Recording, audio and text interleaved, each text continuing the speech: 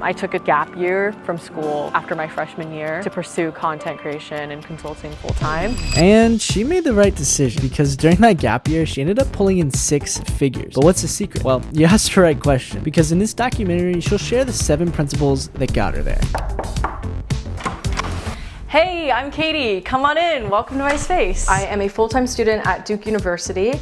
I create content about my entrepreneurial journey and I have a side business. So as you can imagine, it's a lot to balance. But before she tells you about the 7 principles, let's get some context on who Katie is. I started making YouTube videos when I was like 10 years old. My parents got me an iPad to film and edit on, and I really enjoyed learning how to grow an audience on YouTube. That was much of my young middle school, early high school experience, and then I kind of stopped doing all of it because I didn't think it was a viable path forward. I was definitely a people pleaser when I was younger, and I didn't really let myself make the decisions for my own life. I focused a lot on my resume and getting into a good college. It was the same with when I first started out in content creation until after my freshman year of college. I worked at a startup. I did their social media for them. All of the videos I was making were for content creators. I fell back in love with the creativity and the strategy involved with working on a social media and building a brand. And so after that summer, I just started making my own content. Which leads us into principle number 1. Find what you love to do. My very first clients found me. I wasn't really seeking working with people, but I met some founders in San Francisco who needed help with their social media, and I started just helping them out casually, and it turned into like a more professional relationship where I started consulting these entrepreneurs and eventually other types of creators as well, which is why when I started making content, I naturally started talking about social media tips and how to build your personal brand and how to become the niche and not niche down. So learning how to tell your story is one of the most powerful things you can do in your life. The best part about working with clients and creating content and seeing the impact that it's had is definitely getting to see these people be more themselves on camera and knowing just how much more fulfillment they can have in their life through learning how to be themselves. Principle number 2 is one that most creators often forget, and it's that you will always be an expert to someone else. I didn't really feel like I had a voice. I just had a lot of struggle with imposter syndrome, and I still experience it all the time, feeling like I'm not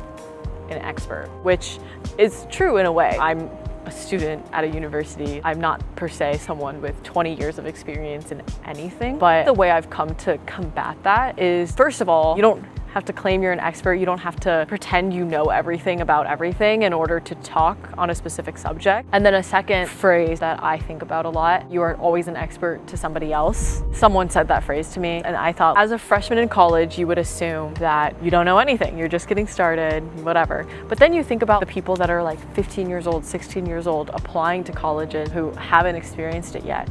In a way, you are an expert to them. And a good way to be an expert to other people brings us to principle number 3. Always bring value to your audience. People were paying me to help them with their social media because that's how much social media mattered to them. So I made my first dollar online through Stan, and they really sparked my entrepreneurial journey and kind of gave me the tools that I needed to like start really small, start testing and seeing like who would be interested, what sort of messaging I could have online. The main thing that I've been selling on Stan for 2 years now has been my coaching calls. These are essentially schedulable directly on my Stan store, and it's a 60-minute strategy call with an aspiring creator or a seasoned one who is kind of in a rut and needs a bit of guidance in terms of their strategy. We really just sit down and talk about whatever it is they need, which is a lot of the times defining their personal brand. Stan doesn't take a fee out of your sale either. Only Stripe, which is an integration, but that's like you have to, like there's no other way. And since then, I feel like I've grown with my own Stan store as just like a staple part of my brand and my content as the landing page for everything. Principle number 4 will help you sustain what you're doing, and that's to find community doing the same thing you are. My first year of college, I knew no other creators in my life, or for that matter, really even any entrepreneurs. I joined several communities on my year off, and for me, it really gave me this sense of like belonging because I hadn't really met this many people all at once that like was on the same path as me. I'd say definitely like without these communities and without these friends, I wouldn't pursue what I do nearly as confidently as I can, because every time my friend wins or succeeds at something that they have been working towards, not only am I so happy for them, but it reminds me that I can do it too. Principle number 5 is gonna make your life so much easier, and that's to build your lifestyle around your goals. 2 semesters ago, I really struggled with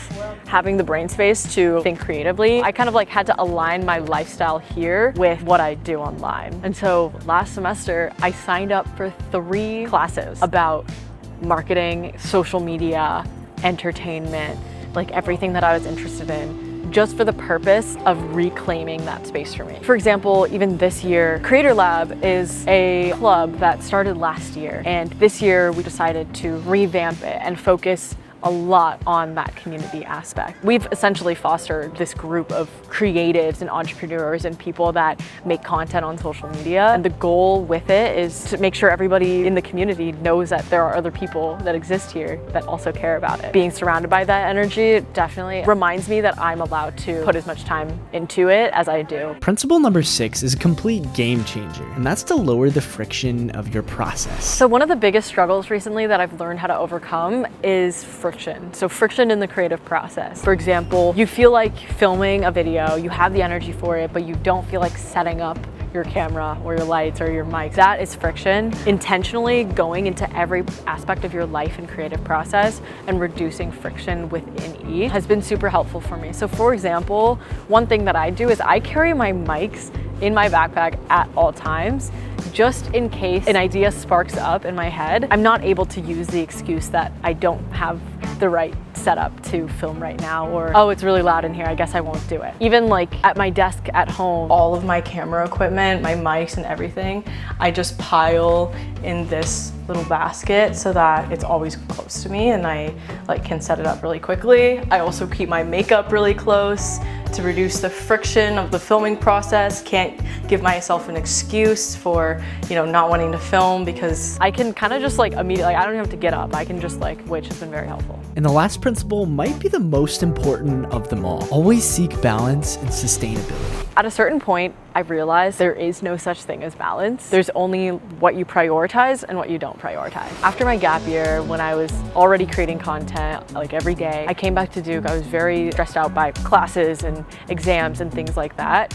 And I could easily just decide that that is all I want to focus on. But I realized if content creation is something that I actually want to do, it is something I have to prioritize. One sort of technique that has been working for me has been allotting my energy when it comes to school. In the past, I let that soak up my entire day and my entire week, right? If I have something due on Thursday and today is Monday, I'm going to let that feeling of needing to finish that assignment persist all the way until I turn it in. So if I know what's gonna happen, I just have kind of allotted and scheduled times where I'm allowed to think about it, and any other time past that, I don't. Now the rest of my calendar is free to think about my own content, business, and other like extracurriculars and endeavors that I have. Even if you think about it but you don't do it, it's really hard to like have the mental space and capacity to even like think creatively. I raised this standing desk and set up my computer, and I can just like do some work, write some emails, or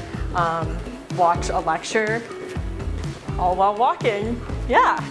Work-life balance, guys. And one last bonus principle is to figure out your strength. And coincidentally, Katie does a really good job of figuring that out for other people. Something I realized in creating content and seeing the impact of it is how much I love like unlocking other people's superpowers. A lot of the times my friends even will come to me and say like, oh, I want to create content, I don't know what to do. And we'll talk about it. A lot of the times it's hard to identify for yourself how you stand out or how you can make an impact, but when they come to me, it's easier for me to like condense it into like, oh, like you really stand out in these ways, people really come to you for these things. This is something that you can make impact on a much greater scale. This is my go-to quote. No matter how bad your day is going, you can turn it around and choose to make it a big, important day of your life just through your mindset and your actions. Bye.